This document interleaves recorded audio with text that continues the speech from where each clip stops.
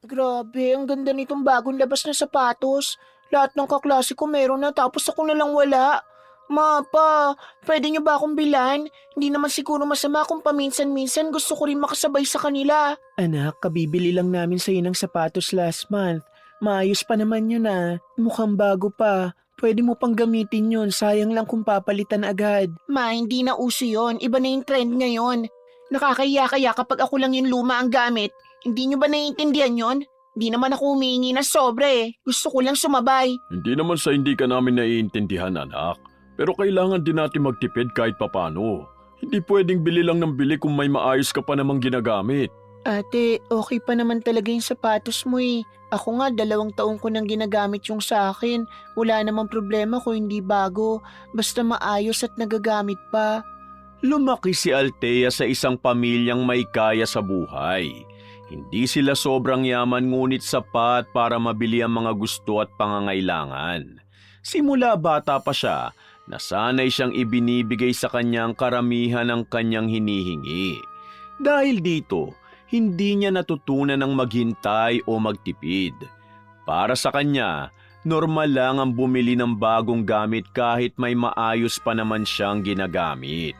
Sa bawat pagtanggi ng kanyang mga magulang, mas lalo siyang nagiging iritable. Samantalang si Lisa, kabaliktaran niya. Kahit may kakayahan ng pamilya nila, pinipili nitong gamitin ang mga bagay hanggat maaari pa. Ma, pengi ulit ako ng pera. May nakita kasi akong bag online. Sale na ngayon pero limited lang. Sayang kung hindi ko mabibili agad. Kabibigay ko lang sa'yo kahapon na. Saan mo na naman ginamit ang perang yon?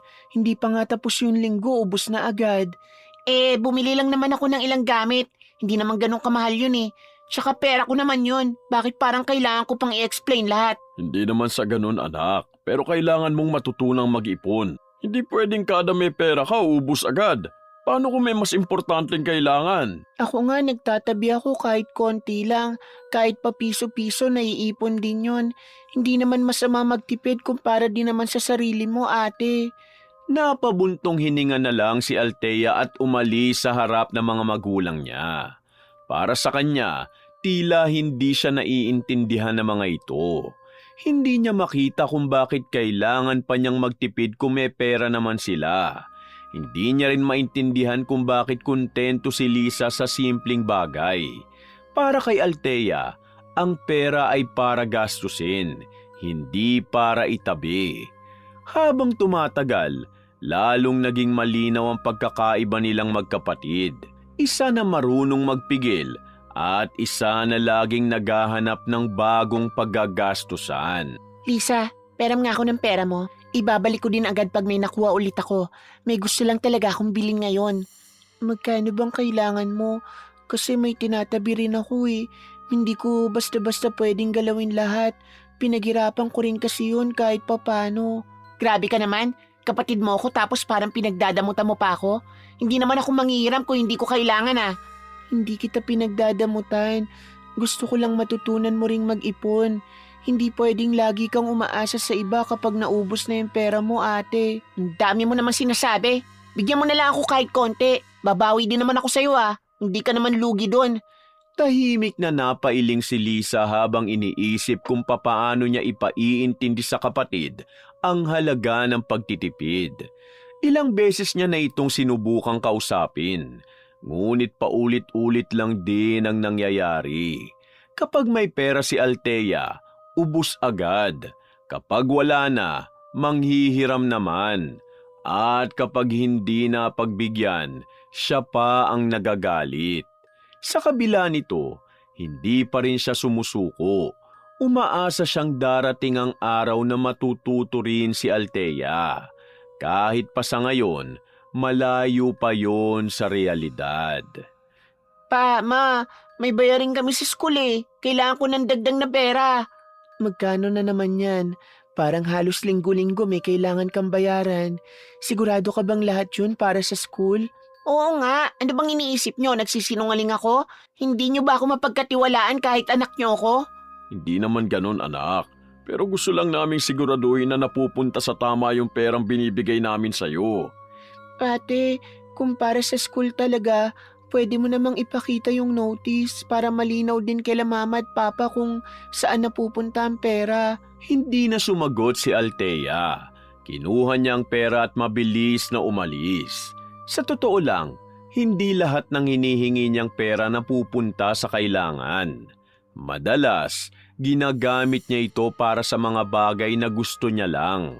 Mga gamit na hindi naman niya kailangan. Para sa kanya, maliit na bagay lang yon. Hindi niya iniisip ang epekto nito sa pamilya niya. Ang mahalaga lang sa kanya, makuha ang gusto niya kahit kailan niya naisin. Grabe, ang dami ko na naman nabili today. Pero parang may kulang pa rin eh. Parang gusto ko pa ulit bumili ng iba. Hindi ka pa ba napapagod kakabili? Kahit ako napapagod na sa kakasunod sa isa mall. Hindi mo ba naiisip kung kailangan mo ba talaga lahat yan? Bakit ba ang dami mong tanong? Kung may pera naman ako, bakit hindi ko gagastusin? Hindi ko sinasabing maling bumili. Ang sinasabi ko lang, sana isipin mo muna kung kailangan mo ba talaga bago ka gumastos. Ay nako Lisa, ang hirap mong kausap. Hindi mo kasi gets yung feeling na gusto mong i-treat yung sarili mo.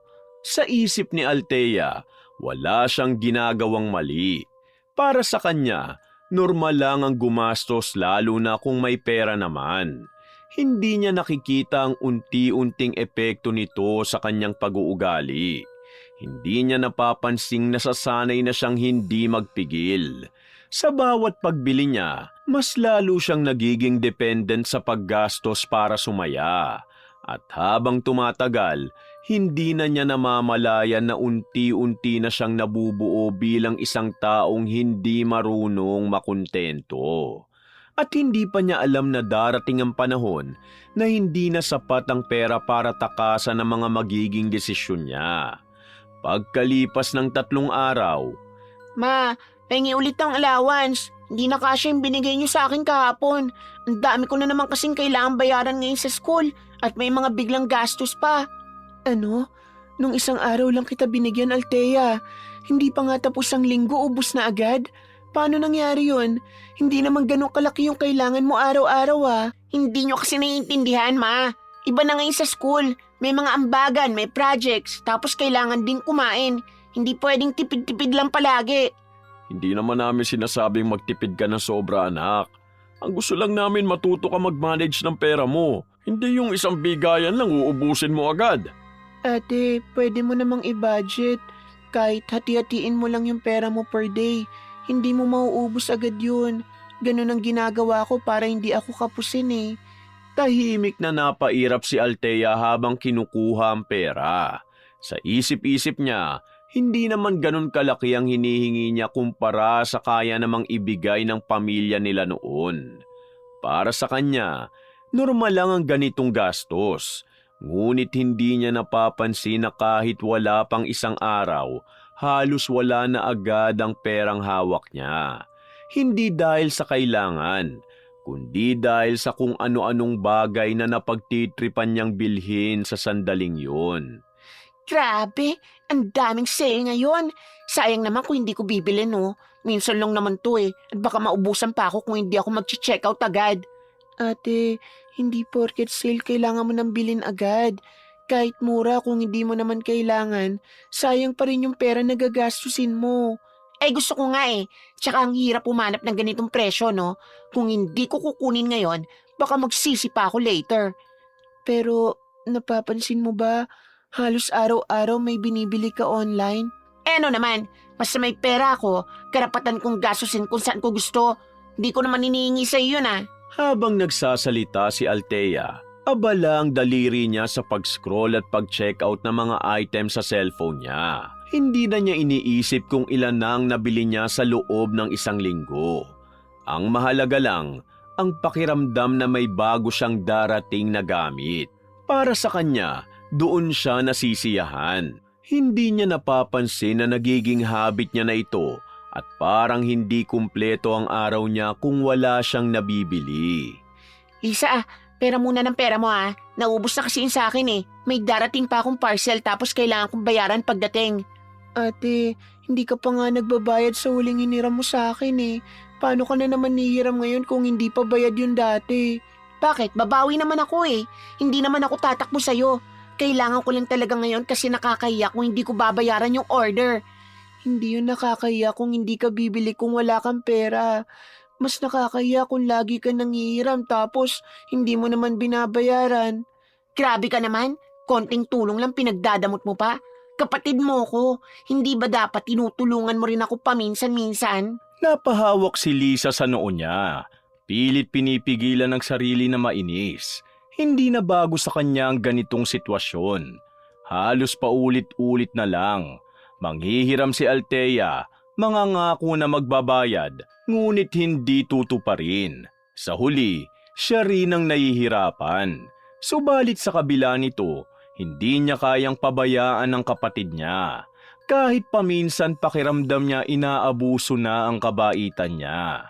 Kinabukasan, Ma, may kailangan daw kaming bayaran sa school bukas. Biglaan lang sabi ng prof namin eh. Kailangan ko ng dagdag na pera ngayon. Althea, parang madalas ka nang may biglaang bayarin ah. Totoo ba talaga lahat yan o may iba ka nang pinaglalaanan ng pera mo? May naman, bakit parang lagi niyo akong pinagdududahan? Hindi ba pwede magtiwala naman kayo sa akin kahit konti? hindi ka namin pinagdududahan anak. Pero napapansin na kasi namin na parang hindi na normal ang gastos mo. Kailangan mo maging honest sa amin. Eh kung ayaw niyo maniwala, bahala kayo. Ako na lang lagi ang mali sa inyo. Hindi na nagsalita pa si Cora. Kinuha niya ang pera at iniabot kay Althea. Kahit halatang nag-aalangan. Hindi niya kayang tanggihan ang anak ngunit ramdam niya na may mali na.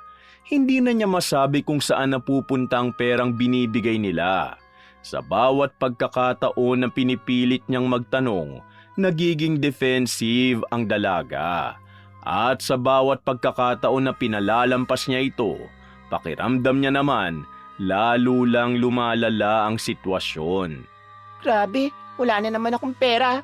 Parang ang bilis talaga maubos kahit hindi ko naman napapansin kung saan napupunta lahat. Napapansin mo na pala eh. Siguro oras na para baguhin mo naman ang paraan mo ng paggastos. Hindi pwedeng ganito palagi. Hindi ganun kadali yon. Di ko naman napapansin na gumagastos na pala ako. Bigla na lang nawawala yung pera ko. Kasi hindi mo pinaplano. Basta may makita ka, bili agad. Hindi mo muna iniisip kung kailangan mo ba talaga o hindi. Ewan ko ba? Basta pag may gusto kong makuha agad eh. Ayoko na naghihintay. Parang hindi ako mapakali pag hindi ko nabibili. Sa unang pagkakataon, napahinto si Althea sa sarili niyang sinabi. Hindi niya man aminin ng diretsyo, ngunit ramdam niya na may mali na sa ginagawa niya. Hindi na lang ito simpleng pagbili dahil gusto niya. Parang may hinahabol siyang pakiramdam na hindi niya maipaliwanag. At sa tuwing nawawala yon, ang tanging paraan na alam niya ay gumastos ulit. Subalit sa halip na baguhin ang sarili, pinili niyang baliwalain yon. Hindi pa niya alam na ito pa lang ang simula ng mas malaking problemang darating sa buhay nila. Nang sumunod na araw, Ang init na naman dito sa kantin. Ayoko na nga kumain dito. Parang walang kaayos-ayos. Bili na lang kaya ako sa labas. Mas maayos pa yung pagkain doon kahit mas mahal. Ate, kapapasok pa lang natin, ubos na agad yung pera mo. Ano ba? Pagkain lang naman to, no? Di naman siguro masama kung gumastos ako para sa pagkain. Hindi lang kasi pagkain, ate. Pati yung ibang binibili mo na hindi mo naman kailangan, nadadagdag din dun. Hindi mo lang napapansin eh. Ang dami mo namang sinasabi. Kung ayaw mo sumama, di wag. Hindi ko kailangan na lagi mo kung pinapakialaman sa ginagawa ko, ha? kinabukasan, sa school pa lang, kapansin-pansin na agad kung paano gumastos si Althea. Hindi pa man tanghali, kalahati na ng pera niya ang nagagamit. Kung ano-anong pagkain ang binibili, pati mga maliliit na bagay na hindi naman niya kailangan, kinukuha niya basta may makita siya. Hindi na siya nag-iisip kung magkano na ang nagagastos niya. Ang mahalaga lang sa kanya, makuha ang gusto niya sa oras na yun. Si Lisa naman, tahimik lang na nagmamasid ngunit halata sa mukha nito ang pag-aalala. Uy, tara sa mall mamaya. May nakita kasi akong bagong labas na hoodie. Ang ganda, sobra. Bagay na bagay sa akin yun. Ate, kabibili mo lang ng damit nung nakaraan eh. Hindi pa nga nagagamit ang iba dun. Hindi ba sayang kung bibili ka na naman ulit? Iba kasi yon, hindi yun pareho. Tsaka gusto ko lang naman. Hindi mo naman kailangan ng dahilan para bumili. Pero hindi naman porkit gusto mo, kailangan mong bilhin agad. Pwede mo naman pag-isipan muna bago ka gumastos. Ay nako Lisa, ang hirap mo talagang kasama. Lahat na lang pinapansin mo. Hindi ka ba napapagod maging ganun ka-strict sa sarili mo? Pagkatapos ng klase, dumiretso si Althea sa mall kahit wala na siyang sapat na pera. Para sa kanya, hindi mahalaga kung kulang ang dala niya. Alam niyang may paraan siya. Ang manghiram, mangako o hahanap ng paraan para makuha ang gusto niya. Sa bawat hakbang niya papasok sa mall, parang may excitement siyang nararamdaman na hindi niya makuha sa ibang bagay. Samantalang si Lisa, nag-aalangan na sumunod ngunit hindi niya maiwan ang kapatid. Lisa, pwede bang ikaw muna magbayad nito? Kulang kasi ang pera ko eh. Pagdating sa bahay, babayaran din kita agad. Promise yun. Ate, ilang beses mo nang sinabi yan. Hanggang ngayon hindi mo pa rin nababayaran yung mga huling hiniram mo sa akin. Grabe ka naman. Di naman ako tatakbo sa'yo, no? Babayaran din kita. Di ko lang talaga dala ngayon yung sapat na pera. Hindi mo kasi pinaplano ang gastos mo eh. Alam mong kulang ang pera mo pero bumibili ka pa rin. Tapos ako yung sasalo. Eh ano ngayon kung ikaw muna? Hindi ba ganun naman dapat ang magkapatid? Nagtutulungan? Napabuntong hininga na lang si Lisa habang inilalabas ang pera niya. Alam niyang mali ngunit hindi niya kayang tanggihan si Althea. Sa loob-loob niya, umaasa pa rin siya na balang araw matututo ito.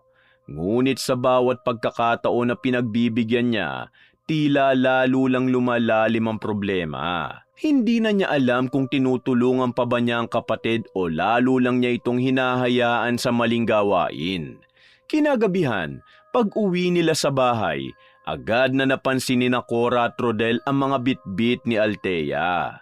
Althea, ano na naman yung dala mo? Parang may bago na naman ah. Hindi ba kabibili mo lang ng damit nito nakaraan? Sale kasi yun ma. Sayang kung hindi ko kinuha. Mura na lang tapos maganda pa. Hindi naman ako gumastos na malaki. Hindi na to tungkol sa laki ng gastos, anak. Napapadalas na kasi. Halos araw-araw may bago kang inuuwi. Mapa, si ate kasi kanina, kahit kulang na yung pera niya, bumili pa rin. Ako pa yung pinabayad niya sa kulang. Ano ba Lisa? Bakit mo pa sinasabi yan? Parang pinapahiya mo na naman ako dito sa harap nila eh. Natahimik ang buong sala. Hindi na ito katulad ng dati na simpleng usapan lang. Ramdam na ang bigat ng sitwasyon. Hindi na maikakaila na may problema na sa pag-uugali ni Althea pagdating sa pera. Althea, maupo ka nga. Kailangan na natin pag-usapan to na maayos. Hindi na pwedeng ganito palagi. Ano na naman ba? Parang lahat na lang ng ginawa ko mali sa inyo. Hindi ba pwedeng minsan hayaan nyo na lang ako? Ano? Paano ka namin hahayaan? Napapansin na namin na hindi ka na marunong magpigil. Kahit kulang ang pera mo, bumibili ka pa rin. Simula bukas, babawasan na namin ang ibibigay namin pera sa'yo. Kailangan mo matuto mag-budget sa kung anong meron ka. Ano? Kasalanan ko pa ngayon? Eh kayo naman to nagbibigay tapos biglang babawasan nyo? Hindi nyo man lang iniisip kung paano ako sa school. Tahimik ang sumunod na mga segundo.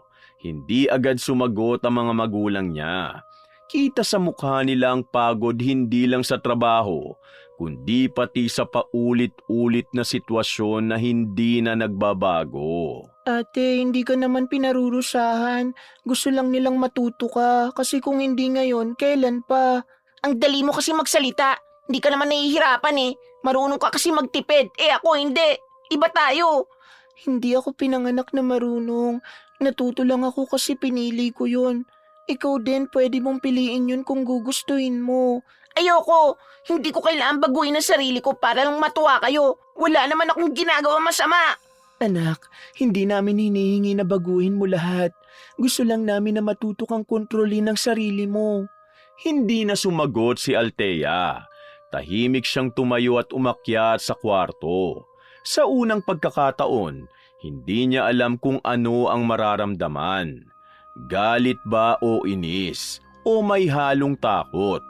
Ngunit sa halip na pag-isipan ang nangyari, pinili niyang isa-isang tabi ito. Sa isip niya, sila ang mali, hindi siya. At sa desisyong yon, mas lalo pa niyang inilayo ang sarili niya sa pagbabagong kailangan niya. Pagkalipas ng ilang araw, Rodel, napapansin mo ba? Parang kulang na ang pumapasok na pera sa atin nitong mga nakaraang araw. Ang dami nating bayarin na sabay-sabay dumadating. oo, napapansin ko rin. Yung inaasahan kong bayad mula sa kasosyo ko hindi pa rin dumarating eh. Sabi niya inaayos pa raw pero parang ang tagal na. Nakakabahala na, Rodel, kasi umaasa tayo doon para sa ibang gastos. Paano kung hindi na niya maibigay yon? Hindi naman siguro. Matagal ko na siyang kilala. Hindi naman siya ganun dati. Baka may pinagdadaanan lang din. Sana nga ganun lang.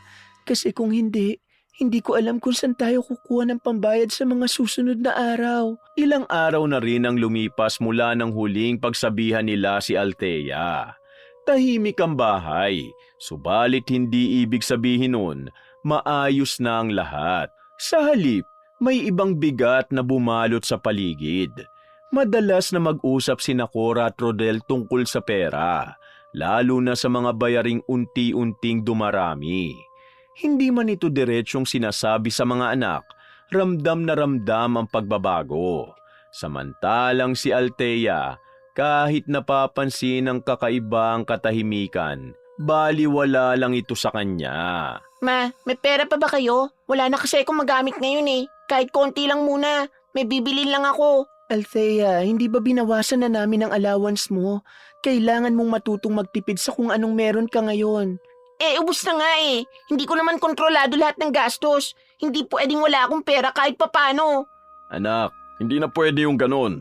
May mga kailangan kaming unahin ngayon. Hindi pwedeng ibigay agad lahat ng gusto mo. So ibig sabihin ako na naman ang mag-a-adjust? Ako na naman yung magtitipid? Parang ako na lang lagi yung pinipigilan nyo. Napairap si Althea at tumalikod.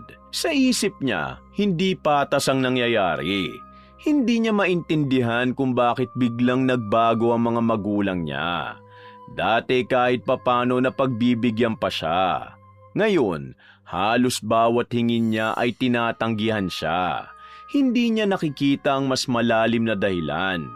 Para sa kanya, tila bigla na lang siyang pinagdadamutan. Kinagabihan, habang nasa kwarto si Althea, naririnig niya ang mahinang pag-uusap ng kanyang mga magulang mula sa sala. Rodel, tumawag na naman yung isa sa mga kliyente. Hinahanap na nila yung pera na dapat ibabalik natin. Hindi ko na alam kung anong sasabihin ko sa kanila. Hindi ko rin alam kung paano aayusin to eh. Yung kasosyo ko hindi na sumasagot sa tawag ko. Parang nawala na lang bigla. Ibig mong sabihin, hindi na talaga siya babalik. Paano na tayo ngayon kung ganun? Hindi pa sigurado pero mukhang gano'n na nga nangyayari. Naloko tayo, Cora. Diyos ko, paano na tayo nito? Paano ang mga anak natin? Napahinto si Althea sa narinig. Hindi niya maintindihan lahat ngunit malinaw sa kanya na may malaking problema. Hindi na ito simpleng usapan tungkol sa pera. May kaba siyang naramdaman ngunit agad din niya itong tinabunan. Sa halip na isipin ang sitwasyon ng pamilya, mas pinili niyang mag-focus sa sarili niyang iniisip. Kinabukasan, pumasok si Althea na parang walang nangyari.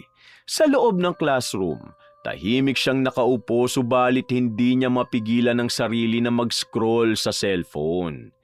Grabe, ang ganda nitong bag na to. Limited lang daw. Kung hindi ko bibilin ngayon, baka hindi ko na ulit makita. Ate, wala ka ng pera, di ba? Paano mo pa bibilin yan kung ganun? May paraan naman lagi. Hindi naman kailangan lahat planado, no? Minsan, kailangan mo lang sundin kung anong gusto mo. Pero hindi ba mas importante ngayon na magtipid muna? Narinig mo naman kagabi sina mama at papa, di ba?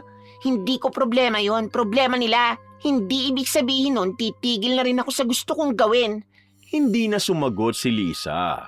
Sa unang pagkakataon, nakaramdam siya ng pagkadismaya na mas malalim kaysa dati. Hindi na ito simpleng pagiging gastadora lang.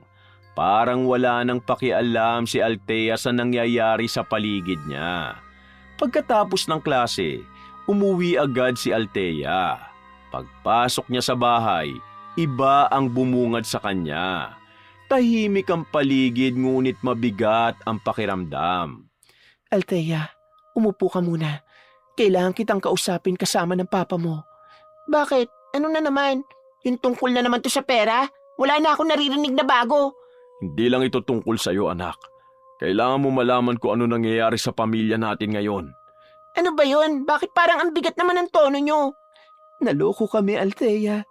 Yung perang inaasahan namin, hindi na namin makukuha. Kailangan namin bayaran yung mga taong nadamay. Hindi na tulad ng dati ang sitwasyon natin. Kailangan natin magtipid. Hindi lang ikaw, kundi lahat tayo. Ibig sabihin, wala na kayong may bibigay na extra? Ganun ba yon? Hindi lang extra, anak. Kailangan nating bawasan lahat ng gastos.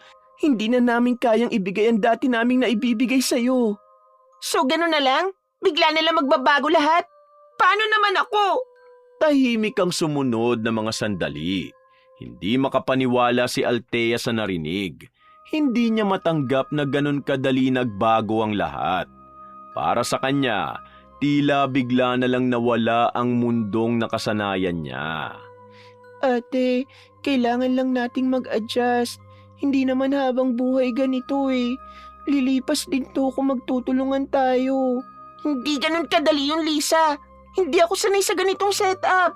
Hindi ko alam kung paano ako mag-a-adjust. Wala tayong choice, anak. Kailangan nating tanggapin kung anong meron tayo ngayon. Hindi namin ginusto to, pero kailangan nating harapin bilang pamilya. Biglang tumayo si Althea at padabog na umakyat ng kwarto. Pagkasara ng pinto, doon niya naramdaman ang bigat ng lahat. Hindi na ito simpleng pagtatalo tungkol sa pera. Ito na ang realidad na hindi niya kayang kontrolin. Sa unang pagkakataon, hindi sapat ang pera para ayusin ang problema. At hindi pa niya alam na ito pa lang ang simula ng mas malalim na pagbabago sa buhay nila. Ate, gising ka na. Maaga pa pero kailangan na nating umalis. Mas mahaba na kasi ang biyahe ngayon kesa dati. Baka malate tayo. Ang aga-aga naman. Hindi na nga komportable ang buhay natin ngayon. Pati ba naman oras ng gising ko kailangan pang baguhin? Nakakapagod na agad. Ganun na talaga ngayon, ate. Kailangan nating mag-adjust eh. Hindi na tulad ng dati na may sasakyan at malapit lang ang lahat. Ay, di ko talaga mag-gets kung paano yun natitiis to araw-araw. Parang bawat galaw may kailangan akong tisin. Wala naman tayong choice eh. Mas mabuti nang mag-adjust kaysa lalo tayong mahirapan. Ilang linggo ang lumipas mula nang malaman nilang nangyari sa pera ng pamilya. Unti-unti nang nagbago ang takbo ng pang-araw-araw nilang buhay. Wala na yung dating komportable na routine. Mas maaga nang gumigising, mas maingat sa gastos, at mas pinipili na lang kung ano ang kailangan kaysa sa gusto. Para kay Lisa, mahirap ngunit kaya niyang tanggapin. Ngunit para kay Althea, bawat pagbabago, parang pilit na ipinapasok sa kanyang isang buhay na ayaw niyang tanggapin. Ma, ito na ba talaga ang ulam natin? Wala na bang iba? Anak, kailangan muna natin magtipid. Hanggat maaari ko anong meron yun muna ang kakainin natin. Pero hindi naman siguro kailangan na ganito kasimple. Kahit konting variety man lang sana. Hindi mo na pwede ngayon, Althea. May mas importante tayong pinaglalaanan ng pera eh. Okay na to, ma. Masarap pa rin naman eh. Hindi naman kailangan marami basta nakakakain tayo. Tahimik na kumain si Althea. Ngunit halatang hindi siya kontento. Bawat subo niya, parang may kasamang inis. Hindi niya maalis sa isip niya kung gaano kalaki ang pinagbago ng buhay nila. Para sa kanya, parang nawala ng kulay ang lahat. Samantalang si Lisa, tahimik lang na tinatanggap ang sitwasyon. Hindi man niya gusto, alam niyang kailangan. Kinabukasan, Grabe, ang sikip na naman. Hindi ako sanay sa ganito. Parang wala man lang personal space. Ganito talaga pag commute, ate. Kailangan lang masanay. Hindi naman tayo forever nandito sa ganitong sitwasyon. Hindi ko talaga kaya masanay. Parang bawat araw may bagong inconvenience ako nararanasan. Hindi naman lahat magiging komportable agad. Huwag ka naman ganyan. Tumahimik ka, naririnig ka ng iba. Kailangan lang nating tiisin habang inaayos pa ang lahat. Nakakapagod, Lisa. Hindi ko alam kung hanggang kailan ko kakayanin to. habang nasa jeep, Pilit na umiiwas si Althea madikitan ng sarili na para bang nandidiri sa ibang tao. Hawak niya ang bag niya ng mahigpit at halatang naiirita sa bawat galaw. Sa bawat araw na lumilipas, mas lalo niyang nararamdaman ang agwat ng dati niyang buhay sa kasalukuyan.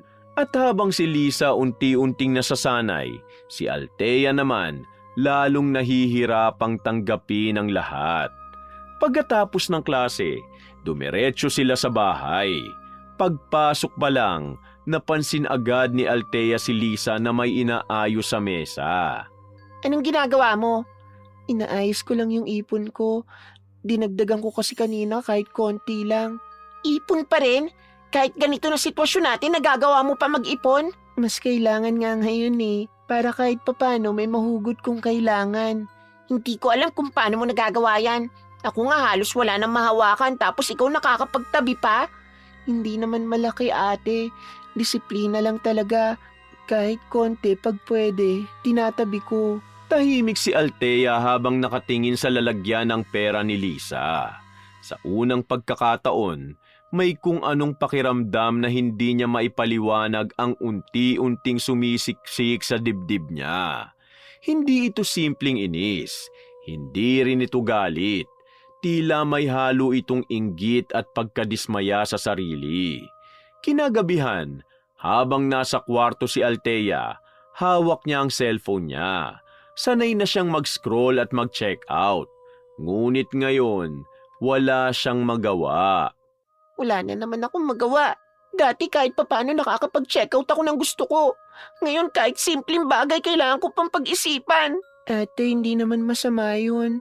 Minsan kailangan din nating matutong magpigil. Hindi ko kasi gusto yung pakiramdam na may gusto ko pero hindi ko makuha. Parang may kulang palagi. Siguro nasanay ka lang talagang ganyan. Pero pwede mo namang unti-unting baguhin yan. Hindi ko alam kung kaya ko yun. Parang hindi ako sanay na ganito ang buhay. Napailing na lang si Lisa. Alam niyang hindi madali ang pinagdadaanan ng kapatid niya. Subalit alam din niyang hindi ito dahilan para hindi magbago. Sa kabilang banda, si Althea tahimik lang na nakatitig sa kisame. Sa isip niya, hindi pa rin niya matanggap ang lahat. Sa halip na tanggapin, nagsisimula siyang maghanap ng paraan. Hindi pa malinaw kung ano yon. Subalit unti-unti, nabubuo sa isip niya ang ideya na hindi niya kailangang magtiis. Kailangan lang niyang makahanap ng paraan para makuha ulit ang gusto niya. At doon nagsimulang gumalaw ang isip ni Althea sa direksyong hindi pa niya lubos na nauunawaan. Nang sumunod na araw, Di ko na talaga kaya yung ganitong setup. Parang bawat araw pare-pareho na lang. Nagtitipid at nagtitiis. Sobra na to Ate, ilang linggo pa lang naman Hindi naman habang buhay ganito. Kailangan lang talaga nating mag-adjust habang inaayos pa nila mama at papa ang lahat. Madali lang yan sabihin sa'yo kasi kaya mo magtiis. Ako hindi. Hindi ako sanay na wala akong mabili kahit gusto ko. Hindi naman ibig sabihin na hindi ka sanay, hindi mo nasusubukan. Lahat naman natututunan kung gugustuhin mo. Ayoko nga matuto kung ang kapalit naman ganito na pakiramdam ko araw-araw parang hindi na ako masaya sa ginagawa ko. ilang araw pang lumipas matapos ang pag-uusap nilang yun. Subalit walang nagbago kay Althea. Kung dati reklamo lang, ngayon mas ramdam na ang pagkadismaya niya. Hindi na siya mapakali sa simpleng routine. Sa school, hindi na siya ganun ka-focus. Sa bahay, madalas siyang tahimik ngunit halatang may iniisip. Para bang may hinahanap siyang paraan para makaalis sa sitwasyon nila. Subalit hindi pa malinaw kung ano yon. Kinabukasan, pag-uwi nila mula sa school, agad na dumiretso si Althea sa kwarto. Nakakapagod talaga. Wala na akong pera, wala pa akong magawa. Parang stuck na lang tayo sa ganitong buhay. Hindi naman ganun ate. Temporary lang to. Hindi naman sinabi ni mama at papa na ganito na habang buhay Pero gaano katagal? Ilang buwan, ilang taon? Hindi ko kayang hintayin yun nang walang ginagawa. Pwede ka naman maghanap ng ibang paraan na maayos Hindi yung basta ka nalang gagawa ng kung ano. Yun nga eh, maghahanap ako ng paraan. Hindi pwedeng ganito na lang ako araw-araw. Tahimik si Lisa matapos marinig yun. Hindi niya alam kung matutuwa ba siya o kakabahan.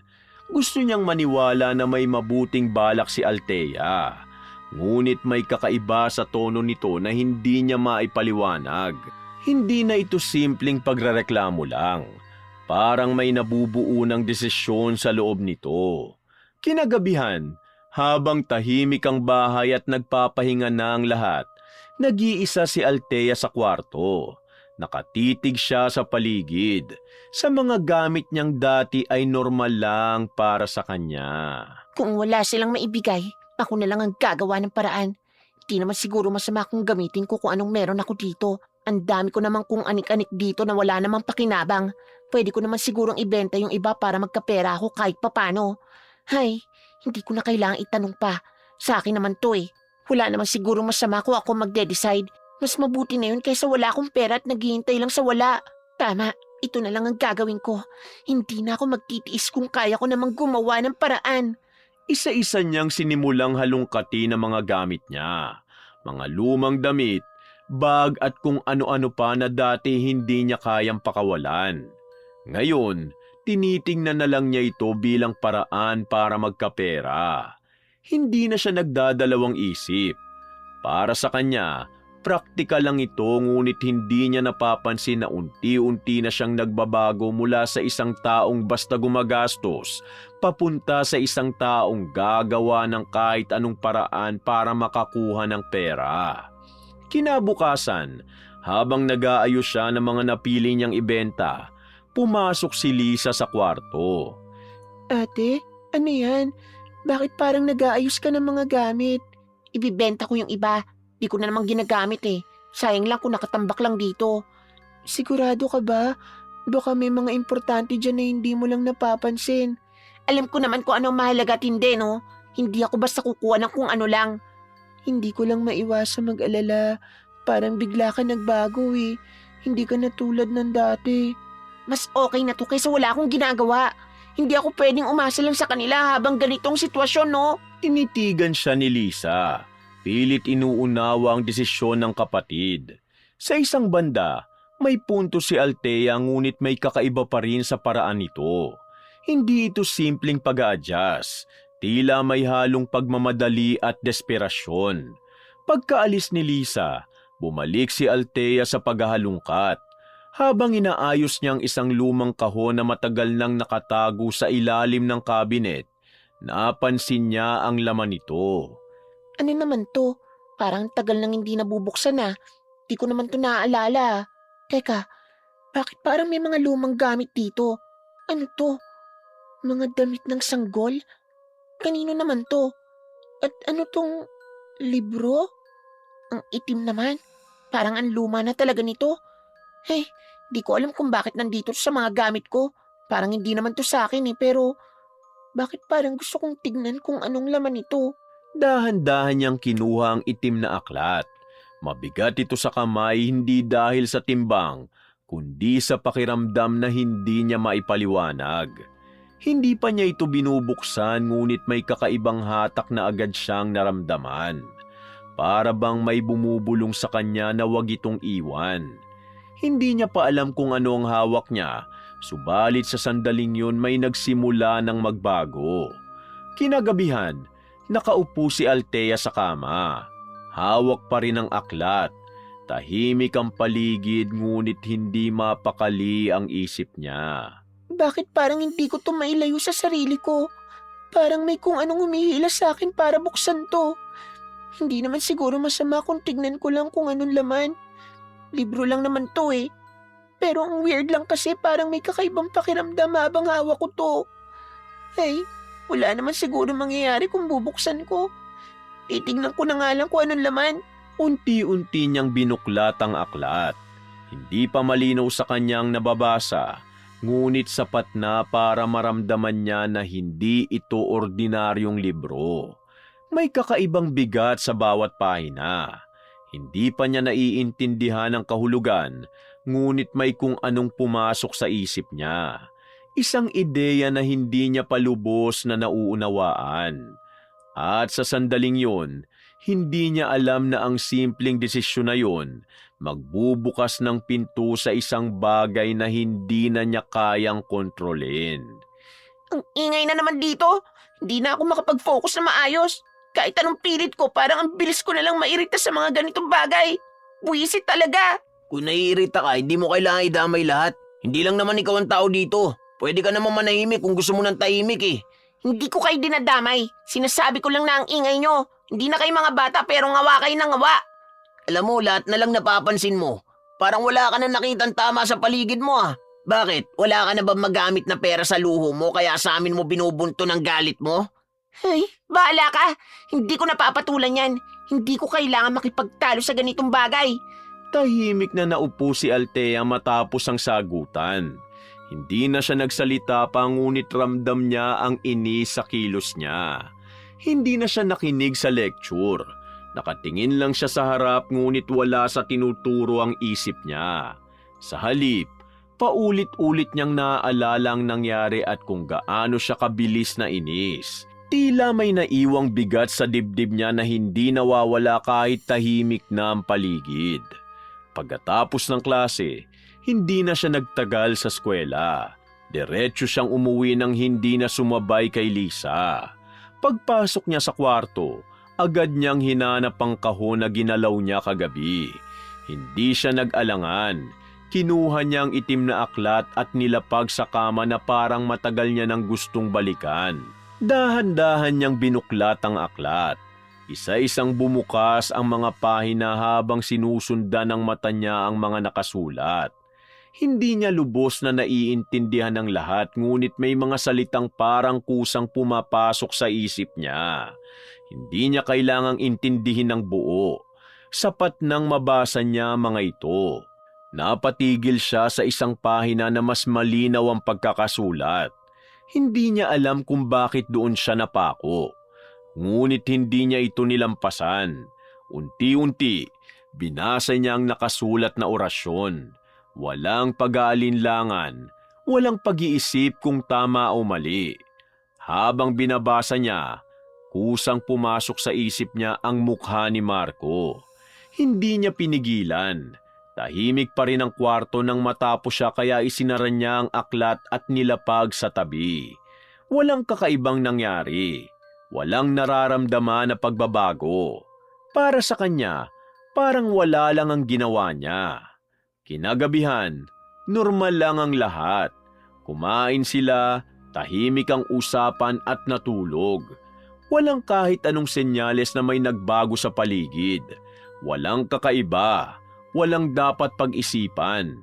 Kinabukasan pagpasok niya sa classroom, napansin niya agad na wala si Marco sa upuan nito. Tahimik ang paligid kumpara sa nakasanayan. Hindi pumasok si Marco ngayon. Bigla daw siya nagkasakit kagabi. Hindi na daw makabangon ngayon eh. Talaga? Kahapon okay lang naman siya.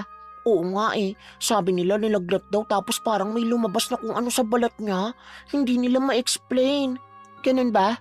Bakit kaya? Oo, biglaan talaga. Parang isang gabi lang nag-iba agad ang kondisyon niya. Tahimik lang si Althea habang nakikinig. Hindi na siya nagtanong pa. Hindi niya kailangang kumpirmahin ang narinig niya. Sapat na mga detalye para maintindihan niya kung sino ang tinutukoy. Hindi siya gumalaw. Hindi rin nagbagong ekspresyon niya. Subalit sa loob niya, may kakaibang pakiramdam na unti-unting nabubuo. Tila may halong pagtataka at pag-iisip. Buong araw, tahimik lang siya. Hindi na siya nakikipagtalo at hindi na siya nagrereklamo tulad ng dati. Para bang may mas mabigat na iniisip ang pumalit sa mga dating kinaiinisan niya. Hindi niya maipaliwanag kung ano ang eksaktong nararamdaman niya, ngunit malinaw na may nagbago. Pag-uwi niya ng bahay, hindi na siya dumiretso sa sala. Agad siyang pumasok sa kwarto at isinara ang pinto. Walang pag-aalinlangang kinuha niya ulit ang itim na aklat. Sa pagkakataong ito, hindi na siya nagdadalawang isip kung bubuksan niya ito. Mas mabilis ang galaw ng kamay niya. Tila sanay na siya sa ginagawa kahit hindi pa niya lubos na nauunawaan. Binuksan niya ulit ang pahina na binasa niya kahapon. Hindi na siya nag-atubili. Unti-unti niyang binasa ulit ang orasyon. Mas malinaw na ngayon. Mas direkta at mas may kasamang intensyon. Hindi na aksidente ang pagpasok ng mukha sa isip niya kundi pinili na niya.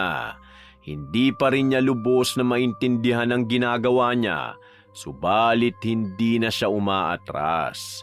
Pagkatapos, isinara niya ang aklat at mahigpit itong hinawakan sandali bago niya ibinaba. Walang nangyari. Wala na naman siyang naramdamang kakaiba. Ngunit hindi na ito katulad ng una. Sa pagkakataong yun, hindi na siya nagtataka kung may mangyayari man. Parang hinihintay na lang niya kung kailan. At sa unang pagkakataon, kakaiba na ang nararamdaman niya. May halong kontrol at unti-unting nagsisimula niya ng tanggapin na ang bagay na hawak niya hindi na simpleng libro lang. At kung ano man ang kaya nitong gawin, handa na siyang gamitin yon. Bakit parang ang tahimik dito sa bahay? Kanina pa ako nag-aanap sa inyo eh. May nangyari ba? Anak, may lagnat si Lisa. Mataas kaya dinala namin sa private clinic kanina. Buti na lang naagapan agad. Kailangan siyang ma-check kasi hindi bumababa ang lagnat niya kagabi. Ngayon nagpapahinga na siya sa kwarto. Private clinic? Eh hindi ba mahal yun? Paano yung binayaran? May pera pa pala kayo para doon? Kailangan namin anak. Hindi naman pwedeng pabayaan yung kapatid mo lalo na't may sakit siya. Tahimik na napatingin si Althea sa kwarto ni Lisa. Hindi dahil nag-aalala siya, kundi dahil may ibang bagay na pumasok sa isip niya. Sa paraan ng pagsagot ng mga magulang niya, pakiramdam niya may hindi sinasabi ang mga ito. Ilang linggo na silang nagtitipid ngunit ngayon, tila walang pag-aalangan na gumastos. So may pera pa pala kayo. Akala ko ba kailangan magtipid? Bakit nung ako na may kailangan laging wala? Iba naman to, Althea. May sakit ang kapatid mo, hindi pwedeng ipagpaliban ng ganito. Pero nung ako may kailangan ang daming dahilan. Ngayon bigla may pang-clinic agad. Anak, hindi parehong sitwasyon. Pangkalusugan to. Hindi luho ang pinag-uusapan natin ngayon. Hindi ko sinasabing luho to. Pero parang unfair lang na kapag ako kailangan magtiis. Pero pag si Lisa may paraan agad. Doon nagsimulang bumigat ang pakiramdam ni Althea. Hindi niya pinapansin yung salitang may sakit, kundi ang ideya na may pera at hindi yun napunta sa kanya. Sa isip-isip niya, parang mas pinapabura ng mga magulang niya si Lisa. Mas inuuna, mas binibigyan ng halaga. Hindi niya alam ang buong kwento. Hindi niya alam na hindi galing sa mga magulang nila ang ginamit sa pagpapagamot. Ate, ano? Okay ka lang ba? Mukhang okay ka naman ah. Hindi na siguro kailangan gumastos ng ganong kalaki para lang sa lagnat. Kailangan daw sabi ni nurse. Tsaka okay lang naman. May naipon ako kaya nagamit din. Ha? Ipon mo? Anong ibig mo sabihin? Yung tinatabi ko, yun yung ginamit nila mama. Hindi na rin sila nahirapan kasi ready na yun. Natahimik si Althea. Hindi dahil gumaan ang loob niya, kundi dahil mas lalo pang bumigat. Sa halip na matuwa na hindi nadagdagan ng problema ng pamilya nila, ibang emosyon ang umangat sa kanya. Pakiramdam niya may kakayahan pala si Lisa na iligtas ang sarili niya. May pera pala ito na hindi niya alam. May kontrol ito sa sitwasyon na wala siya. At doon nagsimulang mabuo ang inggit. Hindi na simpleng inis at hindi na simpleng reklamo, kundi isang pakiramdam na unti-unting kumakain sa kanya. Ang galing mo naman pala. May ipon ka na hindi namin alam. Kaya mo palang sarili mo kahit wala sila eh. Eh di ikaw na. Hindi naman ganun ate. Nagkataon lang talaga na may naitabi ako para din naman sa ganitong pagkakataon. Oo nga, para sa ganitong pagkakataon. Samantalang ako, wala. Wala akong mahugot kahit kailan. Ate, hindi pa huli ang lahat. Pwede ka pa rin magsimula kahit konti lang. Hindi mo gets eh. Hindi to ganun kasimple. Hindi na nagtagal si Althea sa kwarto. Tahimik siyang lumabas ngunit sa bawat hakbang niya, mas lalong bumibigat ang pakiramdam niya ngayon. Hindi na lang siya nawala ng pera. Pakiramdam niya na pag-iwanan siya. At doon tuluyang nagsimulang lumalim ang inggit niya. Ang inggit na magtutulak sa kanya sa susunod niyang gagawin. Nang sumunod na araw, Ma, may kailangan akong pera bukas ha. Sasali kasi ako sa fun run sa school. Kailangan kong bumili ng rubber shoes. Hindi na pwede yung luma ko, hindi na talaga maayos. Anak, hindi muna pwede ngayon. Wala talaga kaming extra. Kahit gusto ka naming tulungan, kailangan muna naming unahin ang mga mas importante. Hindi naman kalakihan ang hinihingi ko. Isang beses lang to. Hindi ba pwedeng pagbigyan nyo naman ako kahit ngayon lang? Althea, hindi ito tungkol sa ayaw namin. Wala lang talaga kami maibigay sa ngayon. Kailangan mong intindihin yon. Ate, pwede mo namang gamitin yung dati mong sapatos. Hindi naman kailangan laging bago para makasali ka. Hindi agad sumagot si Althea. Nakatingin lang siya sa mesa. Pilit pinipigilan ng sarili na sumagot ng masama. Ramdam na ramdam niya ang pagtanggi. Hindi itong unang beses na hindi siya napagbigyan ngunit iba ang tama nito sa kanya. Para bang mas mabigat at mas personal. Hindi na lang ito tungkol sa pera kundi sa pakiramdam na hindi siya priority. Sa loob-loob niya, hindi niya matanggap na kahit simpleng bagay, hindi na maibigay sa kanya. Lagi na lang ganito. Kapag ako may kailangan, laging wala. Pero kapag ibang bagay, parang may paraan naman agad. Anak, hindi patas na ikumpara mo lahat. Hindi mo nakikita lahat ng pinagdaraanan namin ngayon. Hindi ko kailangan makita lahat dahil sapat na para sa aking makita kung paano niyo ako tinatanggihan. Hindi ka namin tinatanggihan, Althea. Pinapaintindi lang namin sa iyo ang sitwasyon natin. Ate, hindi ka naman pinapabayaan. Hindi lang talaga kaya ngayon. Maiintindihan mo rin to balang araw. Hindi na nagsalita si Althea. Tumayo siya at umalis sa hapag nang hindi na kumakain. Mabigat ang bawat hakbang niya paakyat ng kwarto. Hindi niya marinig ang tawag ng kanyang ina. Ayaw niyang marinig.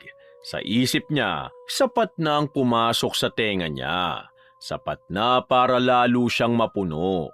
Kinagabihan, tahimik ang bahay ngunit sa kwarto ni Althea hindi siya mapakali. Nakaupo siya sa kama at nakatitig lang sa sahig. Paulit-ulit na umiikot sa isip niya ang nangyari.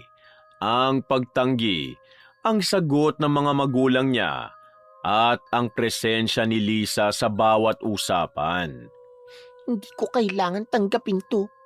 Hindi pwedeng ganito na lang palagi. Hindi pwedeng ako lang yung walang choice sa lahat. Kung wala silang maibigay, ako ang gagawa ng paraan. Hindi na ako aasa sa kanila. Hindi ko kailangan magtiis kung may paraan naman para makuha kung gusto ko. Hindi na ako babalik sa dating ako na naghihintay lang. Ayoko na ng ganun. Kung may kontrol ako, gagamitin ko yon. Tahimik na tumayo si Althea. Lumapit siya sa aparador at dahan-dahang binuksan ang kahon. Hindi na siya nag-atubili.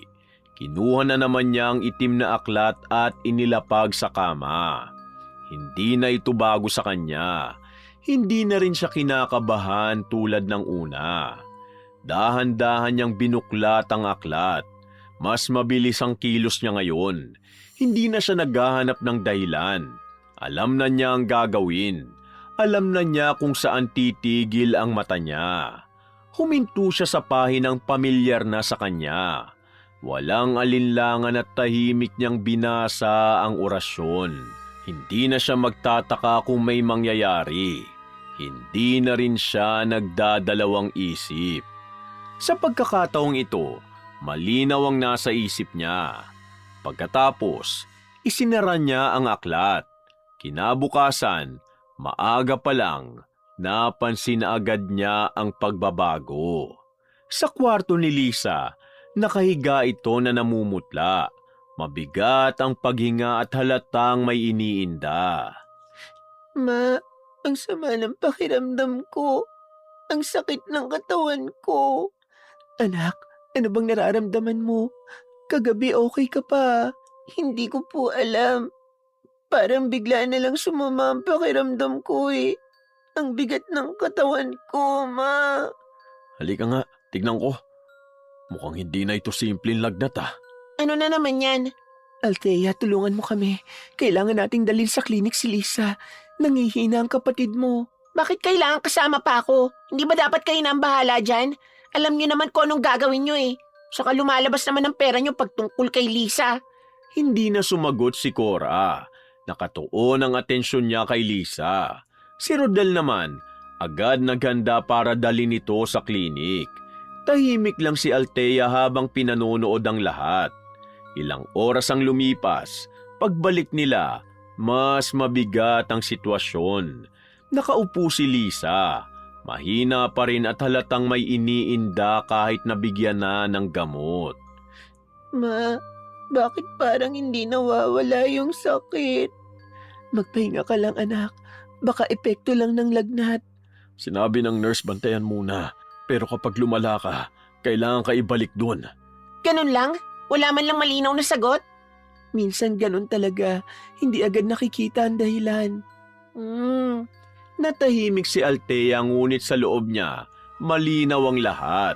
Lumipas ang ilang araw, hindi pa rin gumagaling si Lisa. Sa halip, mas lumalala pa ang lagay niya. Ma, ang sakit. Parang may mga gumagapang sa loob ko, Ma. Anak, tiis lang muna ha. Dadaling ka ulit namin kung kailangan. Sa ngayon, kailangan mo muna magpahinga. Teka, anong gumagapang? Hindi na normal yan ah. Papa, parang may mga gumagapang sa loob ng katawan ko.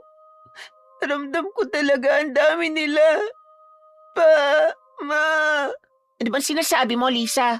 Nung gumagapang, hindi ka naman siguro nananaginip lang o nadadala ng lagnat mo.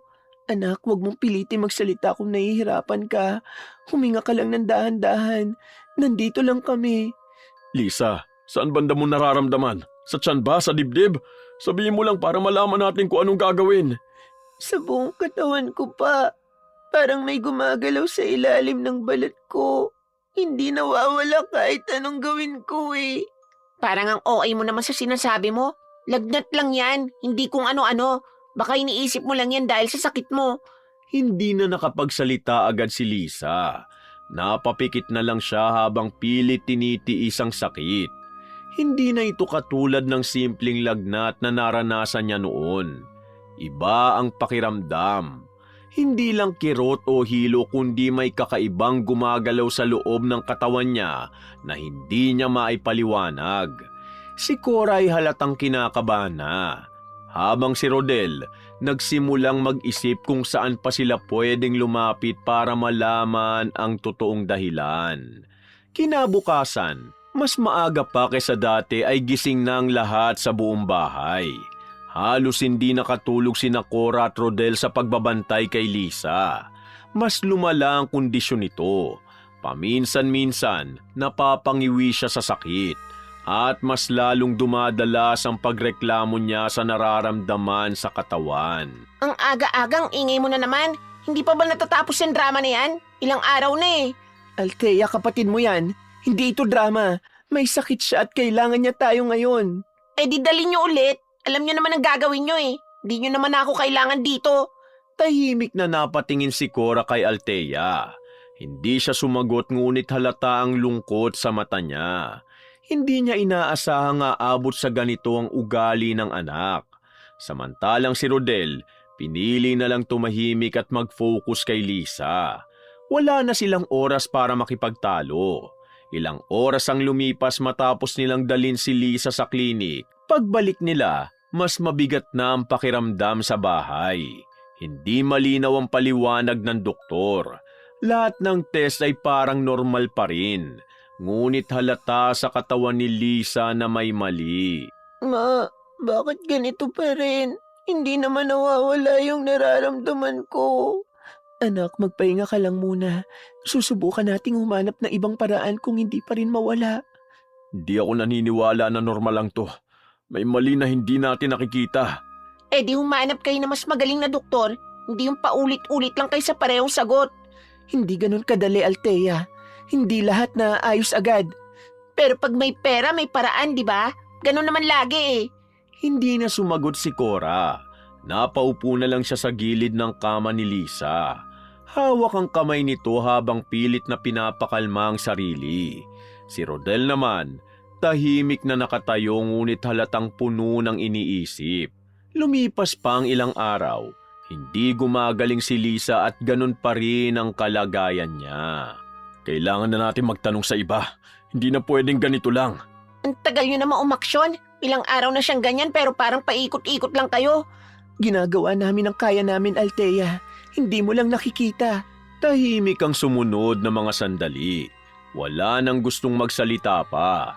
Si Lisa ay halos hindi na makagalaw ng maayos. Ang dating simpleng lagnat, naging isang bagay na hindi na nila maipaliwanag. Ang habang lumalalang kalagayan nito, mas lalong nagpapabigat sa pakiramdam sa loob ng bahay. Sa gabi, habang tahimik ang lahat, gising pa rin si Althea. Nakaupo siya sa kama. Hawak ang itim na aklat. Hindi na siya nagtatago. Hindi na siya nag-aalinlangan. Ang bilis. Hindi ko akalain na ganito kalakas to. Hindi na lang basta nangyayari. Parang kaya ko na talagang kontrolin. Hindi na ito tulad ng una na hindi ko alam kung may epekto ba. Ngayon, nakikita ko na. Hindi ko kasalanan kung ganito nangyayari. Sila ang nag-udyok sa akin na gawin to. Kung hindi nila ako tinanggihan, hindi ako aabot sa ganito. Tila may kapangyarihan siyang hawak na hindi niya kailangang ipaliwanag. Kinabukasan, mas malala na ang kalagayan ni Lisa. May nararamdaman ako sa balat ko. Lisa anak, tignan mo ko. Sabihin mo kung saan banda mo nararamdaman ng sakit. Kailangan namin maintindihan kung ano nangyayari para matulungan ka namin agad. Sa tiyan ko pa. Parang paakyat hanggang sa dibdib. May gumagapang talaga. Hindi siya tumitigil kahit anong gawin ko. Parang may gustong lumabas. Diyos ko, Rodel, hindi na talaga to normal. Ilang araw na siyang ganito pero mas lalo pang lumalala ngayon. Ilang araw na nilang pinipilit maintindihan ang lahat. Ngunit wala pa ring sagot. At ngayon, malinaw na sa kanila na hindi na ito simpleng sakit. Biglang napaupo si Lisa at napahawak sa tiyan. Ilang segundo ang lumipas, napaubo siya ng malakas. Malalim, masakit at pilit. Hindi ito normal na ubo. Para bang may inilalabas mula sa loob ng katawan niya. Lisa! Ano yan? Hindi na siya nakapagsalita.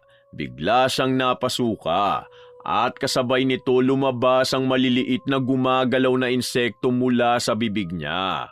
Isa, dalawa hanggang sa sunod-sunod na sila. Gumagapang sa sahig at buhay na buhay. Napaatras si Cora habang napahawak sa kanyang dibdib. Diyos ko, ano to? Hindi to posible. Hindi to normal. Hindi na to sakit. May gumawa nito. Malinaw na may gumawa nito. Muling napasuka si Lisa. Mas marami at mas nakakatakot. Nanginginig ang katawan niya habang pilit nilalabanan ng sakit. Dahil doon, nagkatinginan sina Cora at Rodel. Yung kahon. Cora, Yung nasa tabi niya nung iniwan siya sa atin. Rodel, Diyos ko. hindi ko yun makakalimutan, Rodel. Kahit kailan. Alam mo na to. Oo, Cora. Si Althea. Hindi na sila nag-aksaya ng oras. Tumayo agad si Rodel at mabilis na lumabas ng kwarto. Si Cora, sandaling nagpaiwan. Hinawakan ang mukha ni Lisa. Anak, kapit lang ha. Babalik ako agad. Hindi ka namin iiwan. Ma, kapit lang. Sumunod siya kay Rodel papunta sa kabilang kwarto. Nakaupo si Althea sa kama habang hawak ang itim na aklat nang biglang bumukas ang pinto. Althea! Althea! Ano? Anong ginagawa mo sa kapatid mo? Nakita namin kung ano nangyayari sa kanya. Huwag mo kaming lokohin. Hindi na to normal. May lumalabas na insekto sa katawan niya. Eh di dalhin niyo sa doktor kung may problema kayo. Hindi niyo naman ako kailangan para dyan eh. Hindi to simpleng sakit. May gumawa nito at alam namin kung sino. Huwag mo nang itanggi. Yan librong hawak mo. Alam namin kung saan galing yan. Natahimik si Althea. Hindi siya sumagot. Dahan-dahan niyang hinawakan ng aklat at napansin niyo ni Cora. Yan! Yan! Yan yung kasama nung iniwang kasama nung sanggol ka pa lang. Hindi lang yan simpleng libro. Kasama yan sa kahon na iniwan sa'yo. Anong sinasabi niyo? Panahon na para malaman mong totoo. Hindi na namin kayang itago pa lalo na kung ganito na ang nangyayari sa pamilya natin. Hindi ka namin tunay na anak, Althea. Ampun ka. Kinuha ka namin sa probinsya nung sanggol ka pa lang. Ano? Isang babae ang lumapit sa amin noon. Bagong panganak siya at takot na takot. Sinabi niya sa amin ang lahat bago kanya ibinigay. Sinabi niyang kilala siya sa lugar nila bilang mambabarang. Marami na siya nasaktan at natatakot siyang balikan siya ng mga pamilya ng mga biktima niya. Oo, at dahil sa takot niya na madamay ka, pinili niyang ipaampun ka sa amin. Kahit alam namin ang panganib, tinanggap ka pa rin namin bilang sariling anak. Ano? Hindi! Kasama ka sa isang kahon at nandun ang mga gamit mo bilang sanggol. Pati ang itim na aklat na hawak mo ngayon. Simula noon, itinago namin yan. Hindi namin ginamit, hindi namin ginalaw, dahil alam naming hindi basta-basta ang bagay na yan. Pero ngayon, ikaw mismo naglabas niyan at ginagamit mo para saktan ng taong itinuturing kang kapatid. Ma? Pa? Bakit anak? Bakit mo ginawa to? Kahit hindi ka namin tunay na anak, minahal ka namin ang buo. Hindi ka namin tinuring na iba kay Lisa. Lahat ng meron kami binigay namin sa'yo. Pero bakit umabot ka sa ganito? Bakit, Althea? Isang mahabang katahimikan ang namayani. Sa labas, maririnig pa rin ang mahinang pagdaing ni Lisa. Sa loob ng kwarto, tuluyang bumigat ang hangin. At sa unang pagkakataon, hindi na kayang baliwalain ni Althea ang nangyayari. Althea, hindi pa huli ang lahat. Kung ikaw ang may gawa nito, kaya mo rin itong bawiin. Anak, tulungan mo ang kapatid mo bago pa tuluyang lumala ang kalagayan niya. Hindi namin alam kung paano ginagawa ang mga ganitong bagay. Pero ikaw, hawak mo ang librong yan. Alam mong may paraan. Huwag mo nang palalain ito. Hindi ko alam kung paano. Binasa ko lang to. Hindi ko naman alam na aabot sa ganito eh. Anak, hindi mo man alam nung una pero ngayon alam mo na. At ikaw lang ang makakapigil nito. Huwag mo kaming pabayaan. Huwag mong pabayaan si Lisa. Kung may natitira pang konsensya sa puso mo, ngayon mo na ipakita. Hindi na ito tungkol sa galit mo. Buhay na ng kapatid mo nakataya. Nakatayo lang si Althea. Hawak ang aklat habang nanginginig ang kamay niya.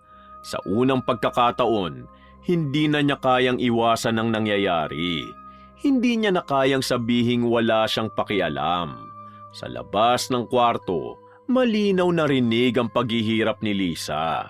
At sa bawat segundo, mas lalong bumibigat ang pakiramdam niya. Hindi na ito simpleng inis o inggit. May takot na siyang nararamdaman. Takot na siya ang dahilan ng lahat. Hindi ko ginusto to. Galit lang ako noon. Hindi ko akalain na ganito kalala ang mangyayari. Akala ko basta magkakasakit lang. Hindi ganito. Kahit ano pang dahilan mo anak, may nasaktan ka. At ngayon nasa sayo na kung pipiliin mong itama ang pagkakamali mo. Hindi ka namin iiwan sa prosesong to. Pero kailangan mong gawin ang unang hakbang. Ikaw ang nagsimula nito. Ikaw ang magtatapos, Althea. Sige, susubukan ko. Hindi ko alam kung kaya ko pero susubukan ko. Yan ang kailangan naming marinig. Bilisan mo anak, wala na tayong oras. Kung ano man ang kailangan mong gawin, gawin mo na. Bago pa lumala ang lahat. Dahan-dahang naupo si Althea sa kama at inilapag ang aklat sa harap niya. Nanginginig ang mga kamay niya habang binubuklat ang pahina na ilang beses niya nang binasa. Ngayon, iba ang pakiramdam. Hindi na ito kuryosidad, hindi na ito galit, kundi takot at pagsisisi. Isa-isa niyang sinundan ang tingin ng mga nakasulat. Hindi niya lubos na naiintindihan ang lahat, ngunit may bahagi na parang alam na ng isip niya kung saan papunta. Ito na siguro yon.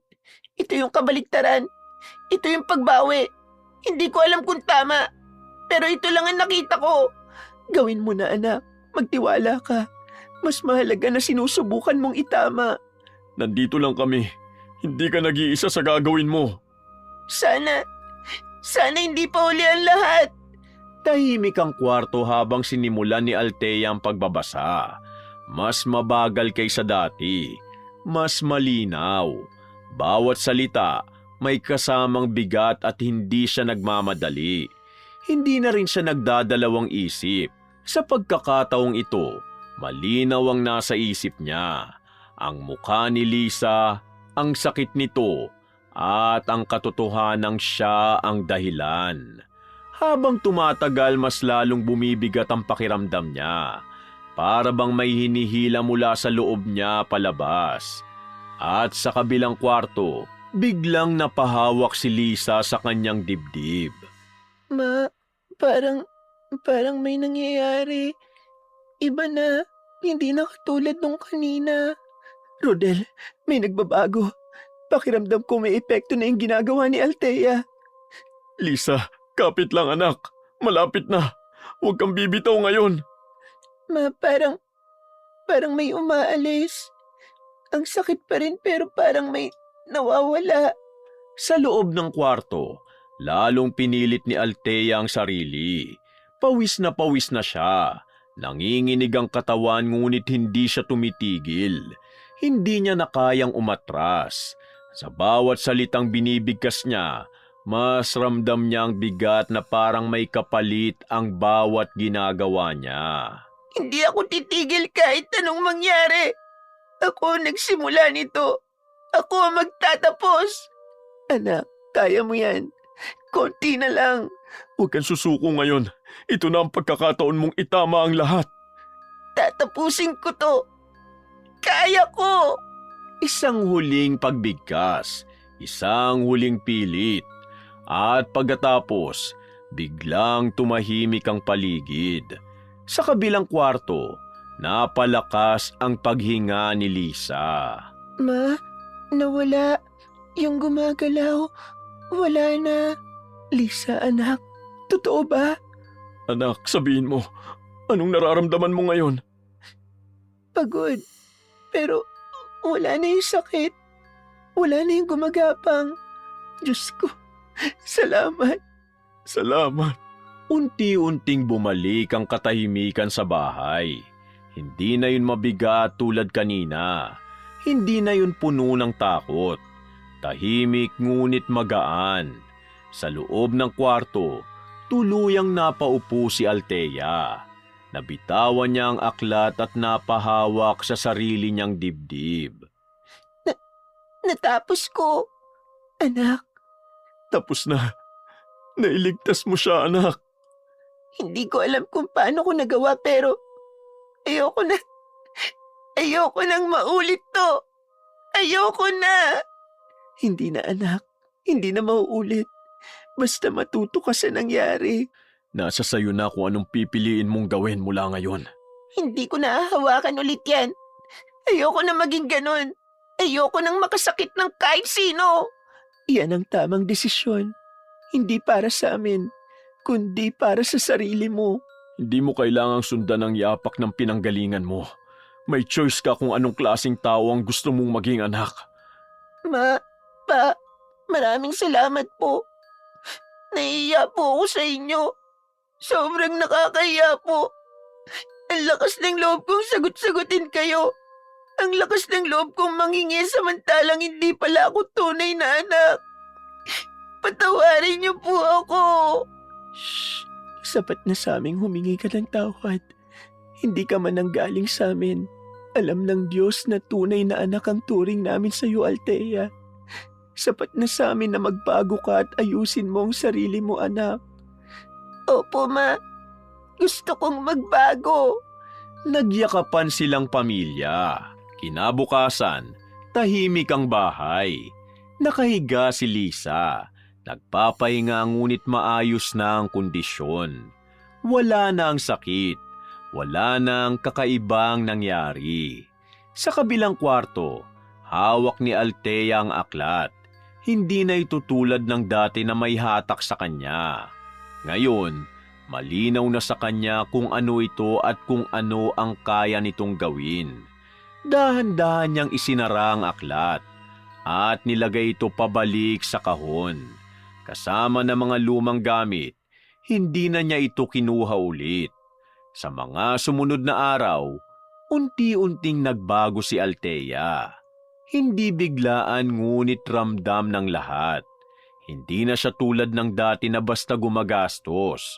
Hindi na rin siya basta nagrereklamo.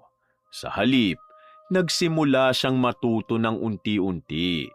Sa bawat araw, pinipili niyang magbago. At sa unang pagkakataon, hindi na siya tumatakbo sa gusto niya, kundi hinaharap niya ang sarili. At doon nagsimula ang totoong pagbabago niya. Ang buhay ay hindi umiikot sa kung ano ang gusto mo lang mangyari. Kapag nasanay kang kunin ang lahat ng walang pagpipigil, darating ang panahon na tuturuan ka nitong tumigil. Kahit ayaw mo at kahit sa masakit na paraan. Wakas!